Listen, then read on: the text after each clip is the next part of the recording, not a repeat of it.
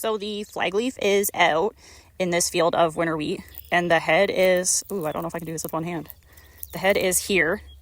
So kind of general rule of thumb is that the flag leaf is day -7, day 0 being heading. So we would be about 7 days away from flowering. I usually find it's a little bit longer than 7 days, more like 10 days. And especially this year with the cooler temperatures, I would expect that to be the case. Stripe rust has been found in southwestern Ontario. It is being found on the lower leaves of the plant, which suggests that the disease overwintered. So we might be out of the woods here because there was stripe rust in southwestern Ontario in 2024, but it's never made its way to central Ontario.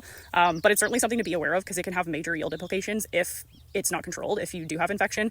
And we have had kind of perfect conditions for development with all the rain and with the cooler temperatures. It thrives in that kind of 10 to 20 degrees Celsius. So it's been the perfect spring for stripe rust development. So make sure that you are taking a look at your wheat.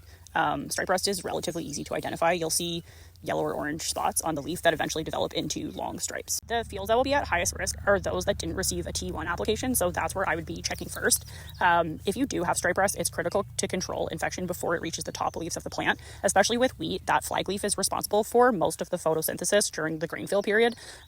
So if it's infected and not able to capture as much sunlight as possible, you're going to take a big yield hit. So certainly if you find stripe rust and you didn't do a T1 application, I would be making sure you do a T2 application as soon as possible. Also suggest going to cereals.gocrops.ca to look at the winter wheat performance trial results. Look at the table with varietal characteristics from your area, and then you can see the stripe rust rating of all the different varieties. So you can check if you are growing a variety that's particularly susceptible to stripe rust. Stripe rust is manageable with fungicide application, so if you sprayed a T1 and are planning on spraying a T3, you'll likely be okay if the disease does make its way to our area.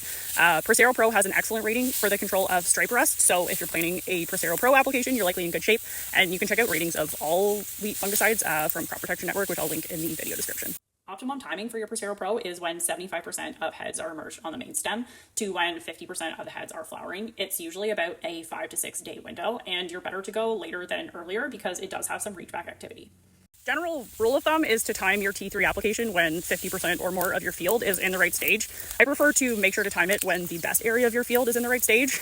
So wherever the wheat looks best or wherever you know historically is your best yielding parts of the field, look at that to stage your T3 to make sure that it's in the right stage when you're spraying your fungicide so you can protect as much yield potential as possible.